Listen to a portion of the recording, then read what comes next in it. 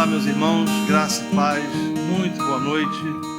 É um prazer, uma alegria poder estar aqui com vocês durante esse período e poder compartilhar a palavra do Senhor de forma específica. Minha oração é que o Deus Todo-Poderoso possa, de forma graciosa, ministrar as nossas vidas e falar a cada um de nós. Eu, como o pastor disse, sou da cidade de Niterói, na verdade, no Rio de Janeiro. Sou pastor da Igreja Cristã da Aliança já há 19 anos, é uma igreja que foi plantada por mim mesmo. Casado com Ana Cristina há 27 anos, tenho 2 filhos, um de 25, outro de 24, todos servindo ao Senhor pela bondade e graça do Deus Todo-Poderoso. Sou escritor com 24 livros publicados em língua portuguesa e um livro publicado em língua espanhola. E escrevo em 2 campos especificamente. No campo da teologia e da apologética, e o livro mais conhecido meu dentro dessa área é o livro Reforma Agora, que foi lançado pela editora Fiel e que já se encontra já na sua 3ª ou 4ª edição. Escrevo também no campo de relacionamento familiar entre marido e mulher, entre pais e filhos. Tenho vários livros escritos a respeito desse tema. Atualmente estou terminando de escrever 2 livros. Um que vai ser lançado pela editora Fiel, que se chama Crise de Masculinidade e a sua influência na igreja. E um outro que é a mensagem que transforma a cidade, baseada no livro de Jonas. Esse vai ser lançado pela editora Betânia. Escrevo também para as redes sociais e para o meu blog, que atingiu a marca de 22 milhões de leitores no Brasil e 2,5 milhões de leitores no exterior.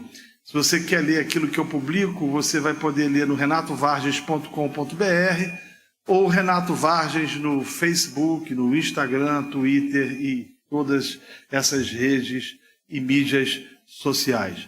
Eu trouxe alguns livros, alguns títulos, não todos, de fato seria impossível trazer todos esses livros, mas eu trouxe alguns títulos dentro do campo da teologia, da apologética e também de família. E esse material vai estar exposto ali no final do culto, se você desejar, você vai poder adquiri-lo. Isso posto, eu gostaria de convidar a você a abrir a sua Bíblia comigo, por favor, no livro de Marcos, capítulo 5. Marcos, capítulo 5. Nós vamos ler do verso 21 ao verso de número 23 e depois do verso 35 até o verso de número 43. Marcos, capítulo 5. Na medida que você for achando o texto, eu quero convidar você a colocar-se de pé para que a gente possa fazer a leitura da palavra do Senhor. Texto muito conhecido por todos nós e penso que será oportuno a exposição dessa palavra ou desse texto das Escrituras. Vamos ler, diz a palavra do Senhor. Tendo Jesus voltado no barco para o outro lado, afluiu para ele grande multidão, e ele estava junto do mar.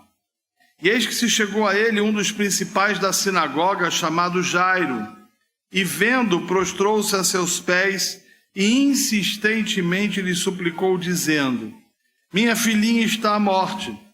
Vem, impõe as mãos sobre ela para que seja salva e viverá.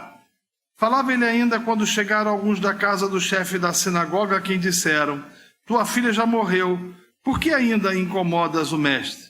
Mas Jesus, sem acudir a tais palavras, disse ao chefe da sinagoga: não temas, crê somente. Contudo, não permitiu que alguém o acompanhasse, senão Pedro e os irmãos Tiago e João. E chegando à casa do chefe da sinagoga, viu Jesus o alvoroço, os que choravam e os que pranteavam muito. Ao entrar, lhes disse: por que estáis em alvoroço e chorais? A criança não está morta, mas dorme. E riam-se dele. Tendo ele, porém, mandado sair a todos, tomou o pai e a mãe da criança e os que vieram com ele, e entrou onde ela estava, e tomando-a pela mão, disse: Talita cumi, que quer dizer, menina, eu te mando, levanta-te. E imediatamente a menina se levantou e pôs-se a andar, pois tinha 12 anos. Então ficaram todos sobremaneira admirados, mas Jesus ordenou-lhes expressamente que a ninguém o soubesse e mandou que dessem de comer a menina. Vamos fechar os nossos olhos mais uma vez e vamos orar.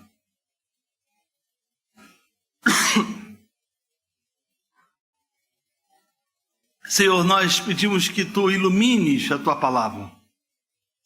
O texto que lemos possa não ser somente entendido e compreendido, mas possa ser aplicado nas nossas vidas. Essa é a oração que fazemos em nome de Jesus. Amém e amém. Podeis assentar. Queridos, antes de tratar especificamente do texto que acabamos de ler, permita-me inseri-lo no contexto. Esse episódio se dá num momento interessantíssimo na vida de Jesus. Na verdade, os versos anteriores dizem que ele tinha regressado do outro lado da margem, onde ele tinha encontrado um homem, um gadareno, que, segundo as Escrituras, estava ou vivia possuído por uma legião de demônios.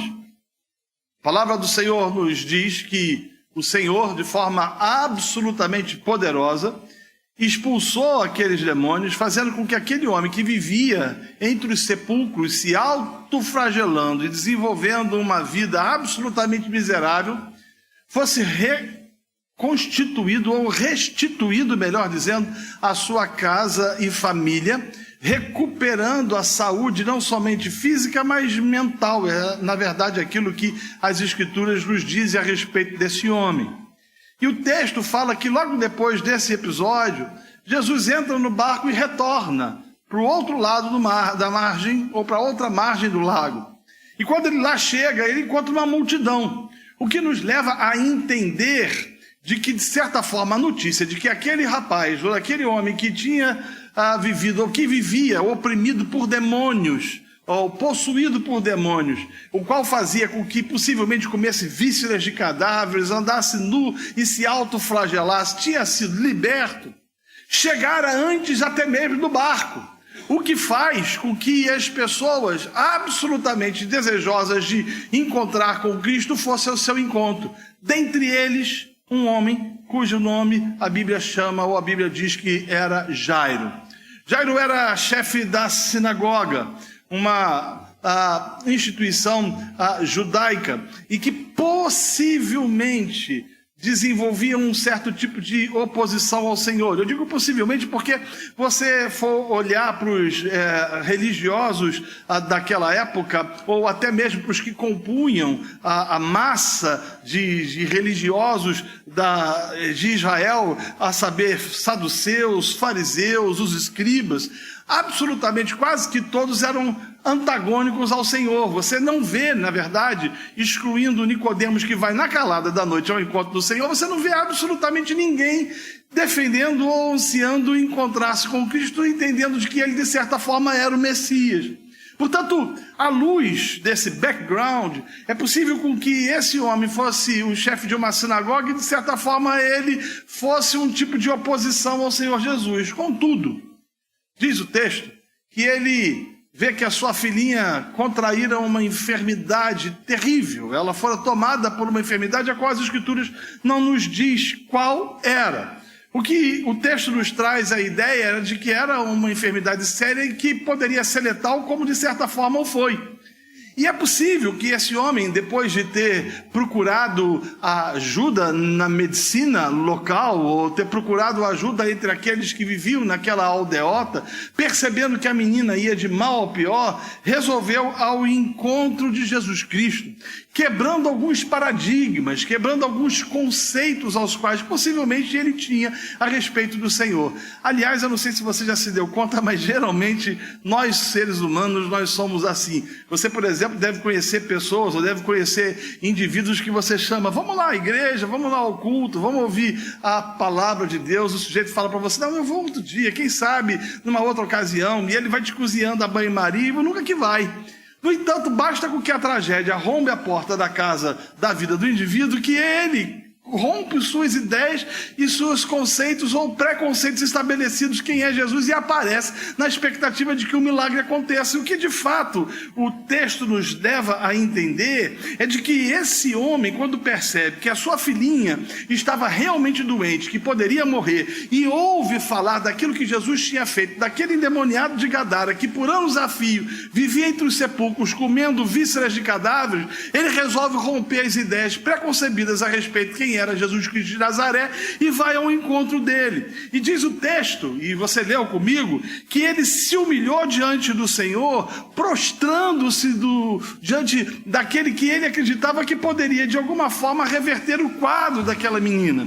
O que nos mostra de forma absolutamente clara de que tragédias têm a capacidade de quebrantar o coração da gente, de que dores têm capacidade de fazer com que a gente desconstrua conceitos, ideias, paradigmas, pressupostos a respeito de Deus e a respeito até mesmo da sua palavra. E o que a gente vê efetivamente acontecendo é isso aqui. Ele se prostra diante do Senhor Jesus Cristo e ele faz uma oração.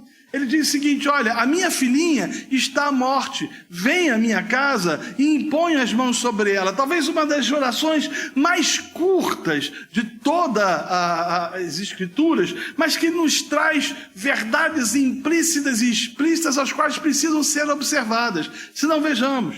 Primeiro, ele faz uma oração pedindo que o Senhor Jesus fosse à sua casa. E as Escrituras nos dizem que o Senhor responde dizendo que iria. O que nos mostra dois pressupostos. O primeiro, o pressuposto bíblico de que Deus ouve orações, de que o Senhor ouve os nossos clamores, de que o Senhor ouve as nossas petições, de que o Senhor ouve as nossas inquietações, as nossas angústias, e que quando nós lançamos diante dele nossas perplexidades e lançamos diante dele nossos pavores, nossos medos, ele ouve aquilo que clamamos e resolve atentamente atender os nossos pedidos. Mas é interessante que o texto diz que ele chama Jesus para ir à sua casa, o que também nos leva ao entendimento que o Senhor Jesus ouve as nossas orações quando nós convidamos ele para entrar no lar da gente, quando a gente convida ele para entrar na casa da gente, na família da gente, quando a gente convida ele para entrar nos nossos íntimos, no nosso interior, nos nossos conflitos, nas nossas existências, nas nossas beligerâncias familiares. E aí as Escrituras dizem que o Senhor Jesus, ao ouvir aquilo, diz o seguinte: eu vou. Só que quando ele dali sai juntamente com a multidão, e você deve lembrar disso, havia uma multidão que o cercava, que é onde ele ia atrás, até porque tinha ouvido a notícia de que aquele endemoniado tinha sido liberto, mas não somente essa, de que o mar tinha sido acalmado de forma estupenda. Continuam o encontro de Jesus e dentre elas aparece uma mulher que sofria de um fluxo sanguíneo e que resolve tocar na orla do manto de Jesus. Eu queria que você olhasse para esse momento, ou essa parte do texto, não com o olhar da mulher, que precisava de uma ação milagrosa, nem tampouco com o olhar dos discípulos que estavam acompanhando Jesus, e muito menos com o olhar do Cristo, mas que você olhasse para essa situação com o olhar daquele pai que fez uma oração pedindo para Jesus ir à sua casa. Repare que o texto diz que aquela mulher resolve tocar na orla do manto de Jesus e assim que ela toca, ela fica curada. E o texto diz que Jesus falou o seguinte: olha, eu senti que de mim saiu virtude. Pare o cortejo, para tudo. E aquele homem talvez tenha pensado o seguinte: como que para tudo? Eu vim a ele, eu rompi minhas ideias, meus conceitos a respeito de quem seja Jesus Cristo de Nazaré, ou quem seja esse homem. Eu me humilhei diante de todo mundo e todo mundo me viu prostrando-me diante dele como chefe da sinagoga. Convidei ele para ele ir à minha casa, expliquei que a situação da minha filhinha, que ela estava mal, de que ela ia morrer caso ele não chegasse, e ele resolve parar o cortejo. Alguma coisa está errada. Na verdade, ele talvez desenvolvesse ou nutrisse no coração uma série de sentimentos ou de inquietações, não entendendo por que Jesus tinha parado naquele lugar. E Jesus só sai dali quando ele descobre quem é que tinha tocado nele, e ele, depois de dirigir-se àquela mulher de uma forma mais efetiva, e aí sim ele continua o cortejo. Só que nesse ínterim, Alguém chega para Jesus e fala o seguinte, olha, ou chega para Jairo dizendo o seguinte, não incomodes mais o mestre, porque a tua filhinha morreu. E aí eu queria que você parasse para pensar o que talvez esse homem sentiu no coração. Talvez ele estivesse dizendo o seguinte, não é possível, isso não faz sentido. Eu me humilhei diante dele, eu clamei diante dele, eu pedi que ele fosse à minha casa, e parece que ele ouviu, mas ouviu parcialmente, porque ele parou para atender uma mulher, a fim de que essa mulher fosse revelada, ela foi revelada, e o tempo que nós perdemos aqui foi um tempo suficiente para que a minha filhinha fosse à morte. Só que quando ele ouve aquilo, o Senhor antecipa-se àquele homem e diz o seguinte, olha, não temas, creia somente. E ele o faz como conhecedor de alguém que entende que nós, seres humanos, diante de notícias drásticas, diante de notícias nevrálgicas, diante de situações complicadas, temos a tendência de nos aconselhar com medo. Eu não sei se você já se deu conta, mas nós geralmente nos aconselhamos com medo.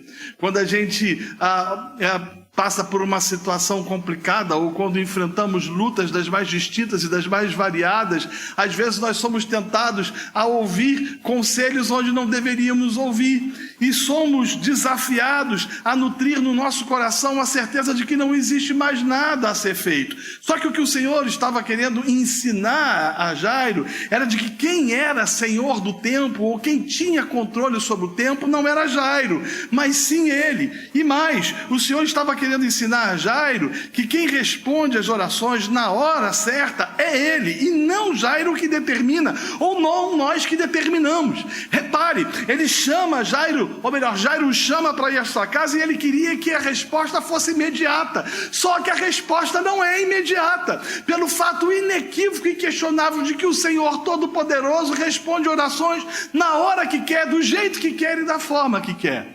Isso me faz lembrar de um episódio que eu experimentei no Rio de Janeiro.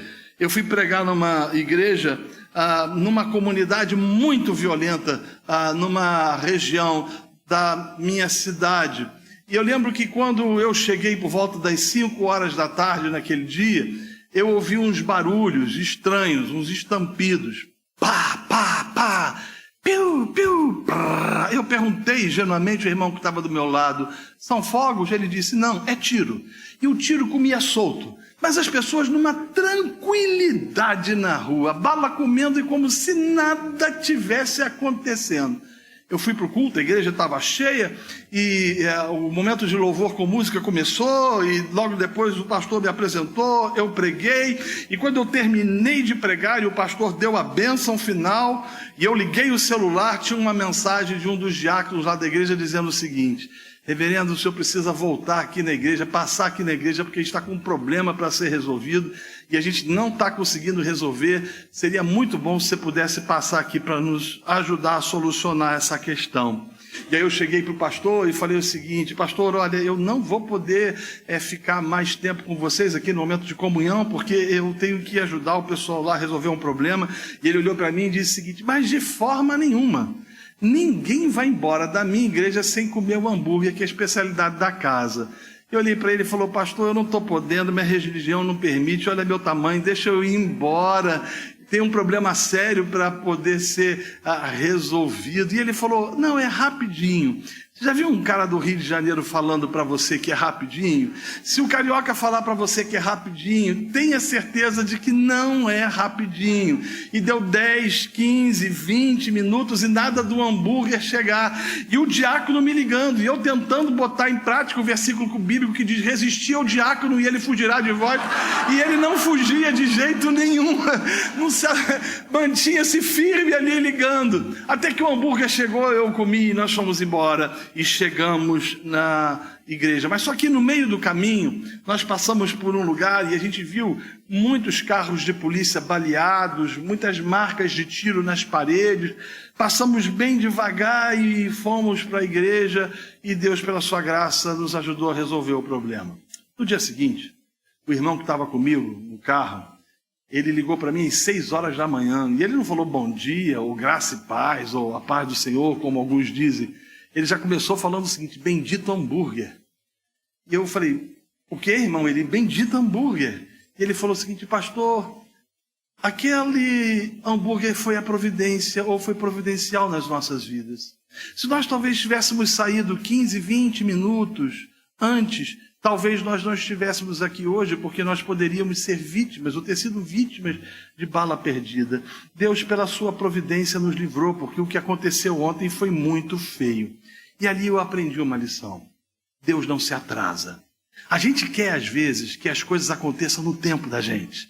A gente, como Jairo, às vezes, clama ao Senhor, convida Ele para ir à casa da gente, ou clama ao Senhor para adentrar os nossos lares, ou resolver os nossos problemas. E a gente quer que Deus responda às nossas orações no nosso tempo, mas o soberano não responde no nosso tempo. O soberano faz o que Ele quer, porque Ele é o soberano. Ele tem uma hora, um momento estabelecido para responder orações, e Ele responde se Ele quiser. Por isso é um absurdo, é um assinte, é um disparate você ver aqueles dizendo o seguinte: dê ordens a Deus, decreta, determina. Ora, quem de nós pode dar ordens ao Senhor? Deixa eu te fazer uma pergunta: quem daqueles, ou quem daqui está aqui presente, pode dizer que amanhã, este horário, estará vivo? Quem tem controle sobre o músculo que bate no peito, sobre o coração, controle sobre o coração? Nós não temos controle sobre o que vai acontecer em nossas vidas daqui a 20 minutos. Estamos querendo dar ordens a Deus. O que o texto está nos mostrando aqui, meus amados e queridos irmãos,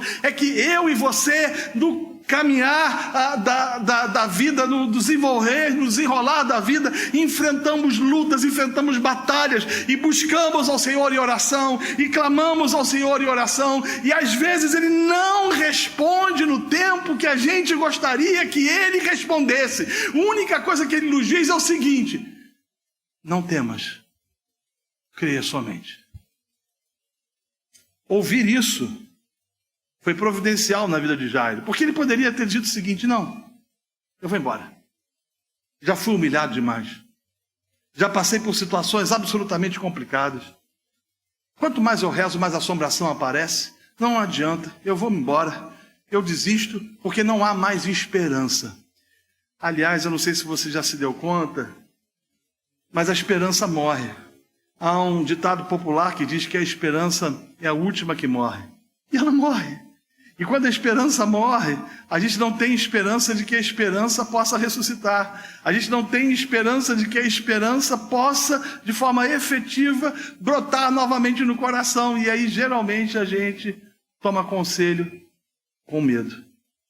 Mas Jairo não fez isso. Diz o texto que ele foi juntamente com Jesus e chegou à sua aldeia. E eu queria que mais uma vez você pintasse o quadro comigo. A menina de 12 anos, uma criança de 12 anos, estava morta. E era a filha da pessoa mais proeminente daquela aldeia, possivelmente. As carpideiras profissionais estavam chorando. As mulheres estavam apavoradas. Havia dor, luto, pranto, sofrimento por causa do caos que tinha se instalado em virtude da morte daquela menina.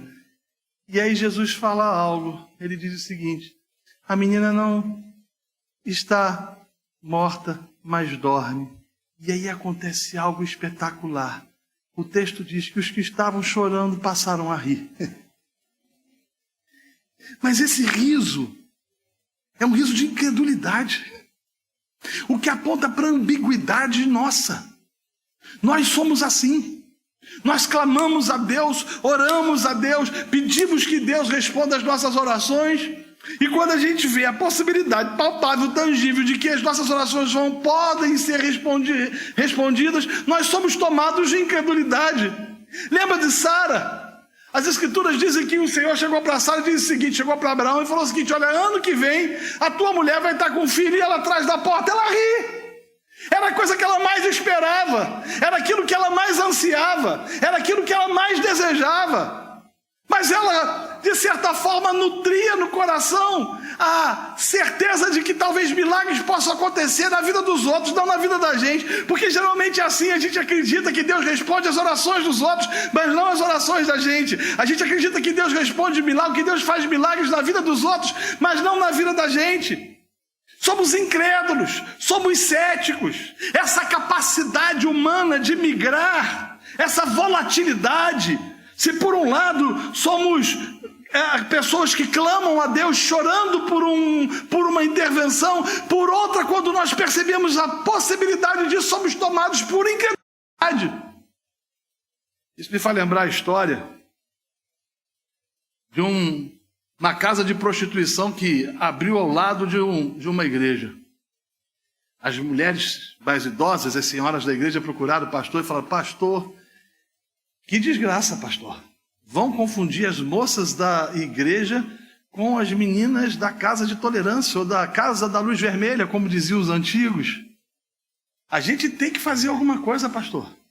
Vamos orar para essa casa fechar. E o pastor falou sabiamente: Deus pode de repente fechar assim, mas quem sabe Deus, pela sua soberania, não permitiu com que essa casa de prostituição, essa casa de show, como eles chamam, não abrisse aqui para que nós pregássemos o evangelho e muitas pessoas pudessem, portanto, ser salvas. E eles começaram a orar, e oraram, e aos poucos, as meninas que trabalhavam na casa da luz vermelha começaram a se converter uma após a outra, a ponto de não ter mais ninguém para trabalhar lá. E aí o dono do estabelecimento, furioso, resolveu processar a igreja. E ele processou a igreja dizendo o seguinte: olha, é a igreja que é a culpada porque o meu negócio, o meu business não vai para frente. O pastor: eu? De jeito nenhum, diante do juiz ele falou isso. Eu não tenho culpa de nada. E o cafetão dizia: você é o culpado. E o pastor: eu não, você é o culpado. Eu não, você é o culpado. Eu não. Até que o juiz bateu o martelo e disse o seguinte: há algo inédito aqui. O dono da casa de prostituição acredita em oração e o pastor não. E geralmente é assim. Nós não acreditamos que Deus ouve orações, por isso oramos pouco. Por isso a reunião de oração é a mais desprezada de uma igreja. Por isso dedicamos pouco tempo em clamor e intercessão. Por isso que dedicamos pouco tempo nos nossos dias rogando ao Senhor que estenda sua bondade, sua benignidade, sua destra fiel sobre os nossos corações. O que as Escrituras estão nos mostrando aqui de forma absolutamente clara, meus amados e queridos irmãos, é de que nós devemos esperar na intervenção e a ação do Senhor, nutrindo nos nossos corações um espírito de oração, de que Ele responde os nossos clamores, de que Ele responde às nossas petições. O texto diz: Jesus pede para entrar no quarto onde a menina estava. E pela terceira vez eu quero que você pinte o quadro comigo. Imagine uma menina com os olhos esbugalhados, a tez gelada, talvez com um pedaço de pano prendendo o seu queixo, empalidecida, onde se fazia presente o cheiro da morte. Mas o texto diz que o autor da vida entrou naquele lugar. E se dirigiu àquela menina e disse: Talita cumi, que quer dizer: menina, eu te mando, levanta. E ela levantou. Há uma lição que o texto nos mostra, que precisa ser observada de forma absolutamente clara, tanto por mim quanto por você. As Escrituras dizem que quando Jesus chega naquela aldeia, havia um alvoroço. Essa é a palavra usada. O que nos traz a lição que aonde Jesus entra, o alvoroço cessa.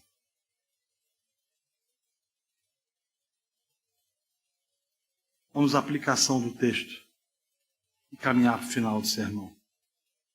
Algumas verdades retratadas aqui que precisam ser aplicadas por mim e por você na nossa caminhada, na nossa existência e no nosso dia a dia. Primeira lição é que os milagres começam a acontecer quando a gente reconhece nossa finitude, fraqueza e incapacidade. Lembra de Jairo? Ele se prostra. Às vezes a gente acha que a gente tem condições de resolver todos os problemas possíveis mediante a nossa inteligência e sabedoria. Às vezes a gente acha que a gente tem a capacidade de reverter o irreversível por causa da nossa eloquência. Todavia, a gente não se dá conta de que às vezes a nossa autossuficiência é suficiente para impedir com que Deus haja nas nossas vidas. Por um fato claro e único. O desejo de Deus é de que Ele seja glorificado e não nós mesmos. O milagre começa a acontecer na vida de Jairo quando ele reconhece sua finitude, fraqueza e incapacidade. E é assim na vida da gente. A gente tem as nossas orações respondidas quando a gente não vê mais saída. A gente às vezes começa a ver as coisas acontecendo quando a gente diz diante do Senhor: ó Deus, eu não tenho o que fazer, não sei o que fazer, e tudo lanço aos seus pés, na expectativa e expectação de que o Senhor é absolutamente capaz de fazer aquilo que somente o Senhor é poderoso para fazer. Lembre-se que a soberba precede a ruína, o orgulho a queda, mas um coração humilde e contrito, o Senhor ouve e atende. Quem sabe você esteja passando por uma situação de extremo conflito. Talvez você esteja passando por uma situação complicadíssima dentro de casa. É possível que você esteja vivendo momentos nevrálgicos na sua própria caminhada. Entenda que diante das lutas e batalhas hercúleas as quais nós enfrentamos no dia a dia, a primeira coisa que a gente precisa fazer é prostrar-se diante do Senhor, dizendo a Ele: sê propício a mim, tem misericórdia de mim, e eu preciso da sua graça, da sua bondade, da sua misericórdia, entendendo que o Deus da Bíblia ouve orações. Segunda lição: não dê ouvidos ao medo. Lembre-se que quem tem a palavra final em nossas vidas é o Senhor, e não o diabo, e muito menos as circunstâncias. Conta-se que uma senhora muito pobre no Rio de Janeiro, pobre de maré de si, como costuma dizer lá na cidade, com 7 filhos, desempregada, viúva, resolveu fazer um pedido numa rádio comunitária da favela onde morava, para que levasse mantimentos para ajudar a alimentar aquela criançada, porque ela não tinha mais o que fazer. E ela faz o pedido, e um indivíduo ouve dizendo o seguinte: mas quem está pedindo isso não é aquela mulher crente que diz só Jesus, que o caminho é Jesus, que Ele é a verdade, vida, e que não existe outra possibilidade qualquer, ou outra possibilidade de salvação e de milagre fora dele? E ela está nessa pindaíba, nessa situação complicada, vendendo almoço para comprar janta. E chamou um funcionário dele e falou o seguinte: faça um favor, vá no supermercado e compra um carrinho de compra para essa crente miserável. 1 não, compra 2. 2 não, compra uma Kombi, uma van de compra. E bate na porta dela e entrega aquilo para ela, e ela vai começar a falar aquilo que os crentes sempre falam: glória a Deus. E se for pentecostal, vai rodar no reteté de Jeová. Mas olha, você faça isso tudo que você vai ver, só que ela vai fazer tudo de aquilo que os crentes fazem, glorificando a Deus. Mas no final, ela vai perguntar para você quem foi que mandou, e você vai dizer para ela que quem mandou foi o diabo. Eu quero ver a cara daquela infeliz. E dito e feito, as compras chegaram, a mulher começou a glorificar de pé. E glorificava e exaltava e recebeu as compras, mas ela já estava fechando a porta de casa, sem perguntar quem é que tinha mandado. E aí o sujeito perguntou: mas você não vai perguntar quem foi que mandou as compras? E ela respondeu dizendo: quando meu Deus manda, até o diabo obedece. Moral da história: o Deus soberano tem controle sobre todas as coisas.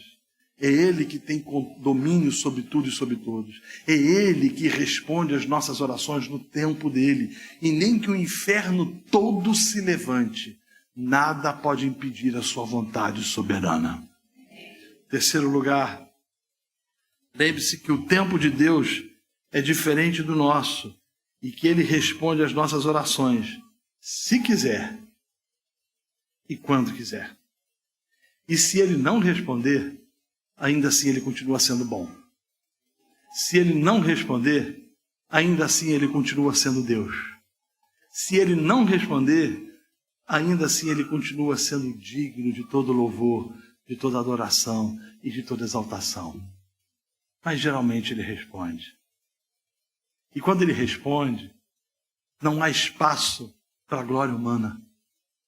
O texto aqui nos mostra que quem é exaltado no final das contas é o Senhor Jesus. De que quem é glorificado no final das contas é o Deus Todo-Poderoso. Aquele que tem domínio sobre a vida e a morte. E aquele que também tem domínio sobre doenças, porque aquela mulher foi curada. Aquele que tem domínio sobre demônios, porque aquele indivíduo que estava possuído por uma legião foi liberto daquela multidão de seres espirituais da maldade. E tem domínio sobre a natureza, acalmando o vento e tempestade pelo fato inequívoco e inquestionável de que ele é soberano. Essa perícope traz essa lição. Deus é soberano. Não existe atributo mais amado e mais odiado do que soberania. Os que foram salvos por Cristo, os que experimentaram a bendita graça, se prostram diante dele, dizendo: Senhor, tu és aquele que tem domínio e governa sobre todas as coisas. Mas os réprobos odeiam a afirmação de um Deus soberano. Todavia, ele reina, governa, domina e tem controle sobre todas as coisas. E absolutamente nada foge à sua vontade. Resta-nos, portanto, nos submetermos a ele, nos prostrarmos a ele, ou desenvolvermos uma espiritualidade que se rende aos seus pés, entendendo que a sua vontade há de prevalecer sempre e que a glória é exclusivamente dele. Que o povo do Senhor diga amém. Vamos ficar de pé.